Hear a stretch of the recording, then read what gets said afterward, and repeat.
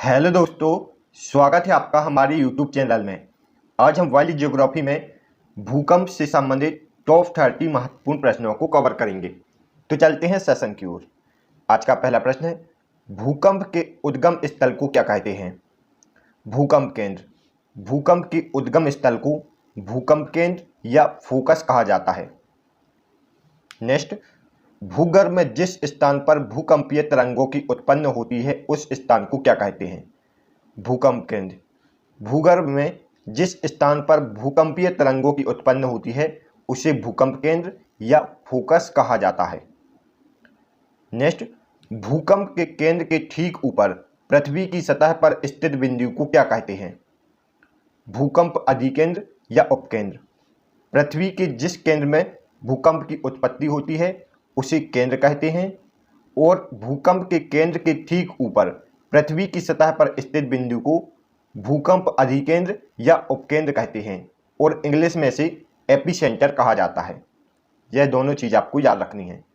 Next, भूगर्भ शास्त्र की वह शाखा जिसमें भूकंप का अध्ययन किया जाता है क्या कहलाता है? सिस्मोलॉजी। सिस्मोलॉजी के तहत भूकंप का अध्ययन किया जाता है। इसके अलावा कॉस्मोलॉजी के तहत ब्रह्मांड का अध्ययन, सेलेनोलॉजी के तहत चंद्रमा का अध्ययन और हेलेनोलॉजी के तहत सूर्य का अध्ययन किया जाता है। यह छोटे छोटे फैक्ट आप याद रखते चलिए। नेक्स्ट, भूकंप तरंगों को किस यंत्र द्वारा रेखांकित किया जाता है? सिस्मोलॉजी या भूकंप लेखी द्वारा। सिस्मोलॉजी को हिंदी में भूकंप लेखी कहते हैं। भूकंप तरंगों को सिस्मोलॉजी या भूकंप लेखी द्वारा रेखांकित किया जाता है। नेक्स्ट, सिस्मोग्राफ में भूकंप तीव्रता प्रदर्शित करने के लिए किस स्केल का प्रयोग किया जाता है? रिएक्टर स्केल, मर्केली स्केल और राशि फेरल स्केल। सिस्मोग्राफी में भूकंप तीव्रता को प्रदर्शित करने के लिए रिएक्टर स्केल, मर्केली स्केल और राशि फेरल स्केल का प्रयोग किया जाता है। नेक्स्ट, भूकंप की तीव्रता या ऊर्जा मापने वाली रिएक्टर स्केल का विकास किसने किया था? चार्ल्स रिएक्टर ने। भूकंप की तीव्रता या ऊर्जा मापने के लिए रिएक्टर स्केल का विकास चार्ल्स रिएक्टर ने किया था। इस स्केल में 9 भाग होते हैं, 1 से लेकर 9 भाग, जो भूकंप की तीव्रता को प्रदर्शित करने के लिए प्रयोग किए जाते हैं। नेक्स्ट, भूकंप आने से पूर्व वायुमंडल में किस प्रकार की गैस में वृद्धि हो जाती है?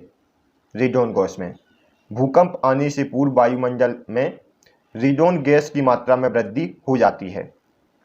नेक्स्ट, प्रत्यास्था पुनश्चलन सिद्धांत किसकी उत्पत्ति की व्याख्या करता है? भूकंप की। प्रत्यास्था पुनश्चलन सिद्धांत भूकंप की उत्पत्ति की व्याख्या करता है।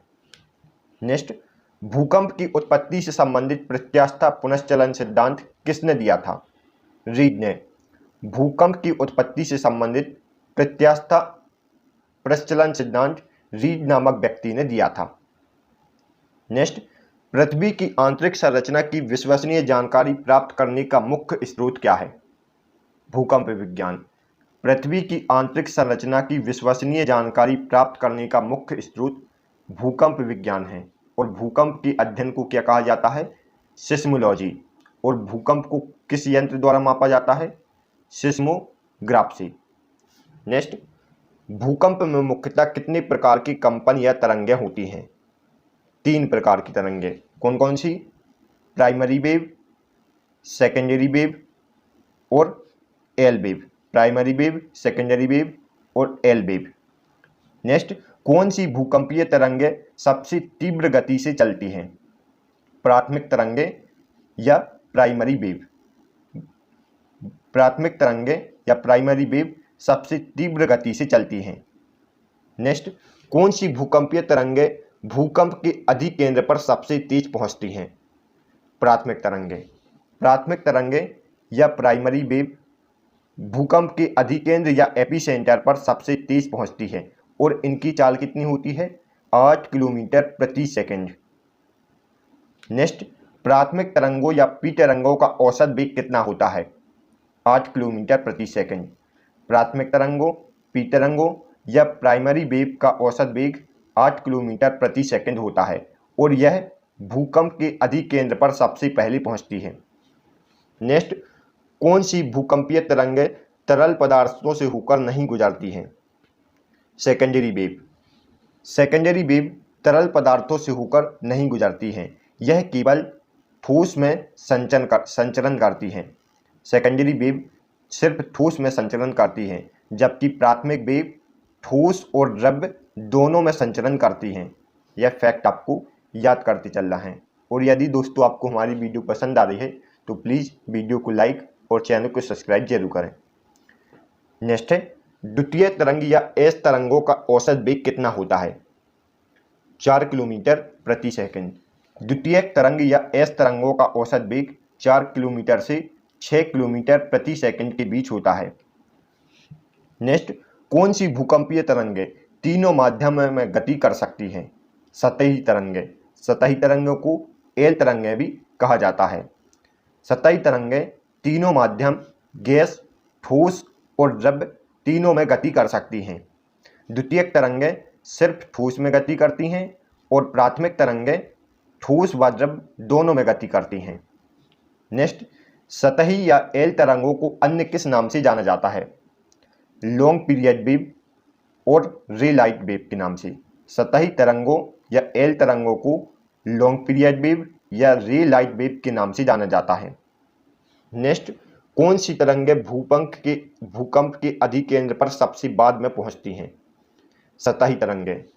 सतही तरंगें भूकंप के अधिकेंद्र या एपिसेंटर पर सबसे बाद में पहुंचती हैं। और सबसे पहले कौन सी तरंगें पहुंचती हैं?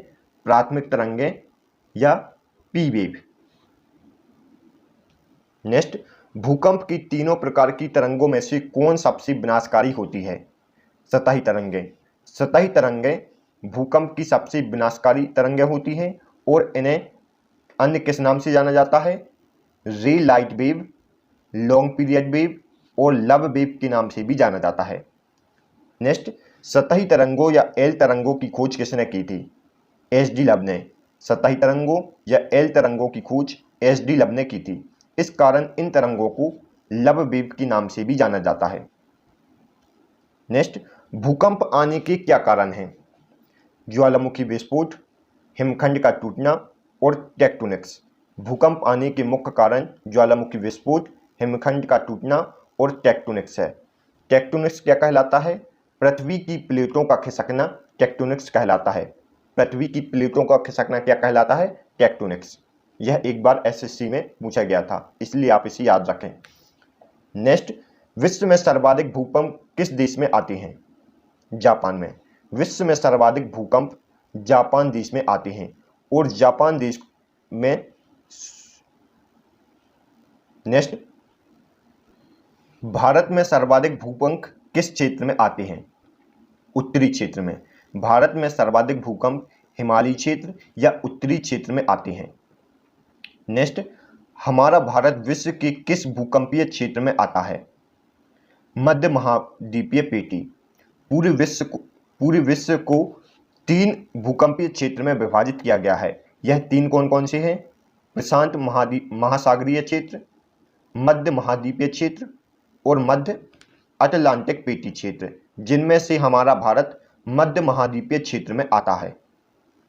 नेक्स्ट, विश्व के सर्वाधिक भूकंप लगभग 63% किस पेटी में आते हैं? प्रशांत महासागरीय पेटी में। पूरे विश्व के सर्वाधिक भूकंप प्रशांत महासागरीय पेटी में आते हैं और कितने आते हैं? 63%। जबकि मध्य महाद्वीपीय पेटी में 21% भूकंप आते हैं और अटलांटिक पेटी में 16% भूकंप आते हैं। नेक्स्ट, कौन सी प्राकृतिक आपदा एक अनुन्मेय प्राकृतिक आपदा है? भूकंप। भूकंप एक अनुन्मेय प्राकृतिक आपदा है। नेक्स्ट, अंतरसागरीय भूकंप द्वारा उत्पन्न लहरों को क्या कहते हैं? सुनामी। अंतरसागरीय भूकंप द्वारा उत्पन्न लहरों को सुनामी कहा जाता है।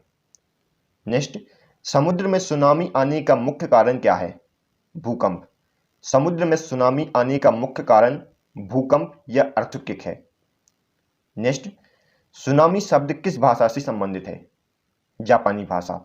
सुनामी वर्ड एक जापानी भाषा का शब्द है।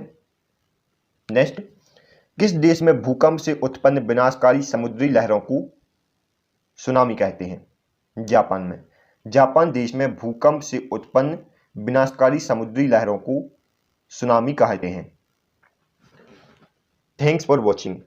यदि दोस्तों आपको हमारी वीडियो पसंद आई हो तो प्लीज़ वीडियो को लाइक और चैनल को सब्सक्राइब जरूर करें, इससे हमें मोटिवेशन मिलता है। तो मिलते हैं नेक्स्ट वीडियो में, तब तक के लिए गुड बाय। आप इस वीडियो से रिलेटेड PDF को हमारे टेलीग्राम ग्रुप से डाउनलोड कर सकते हैं।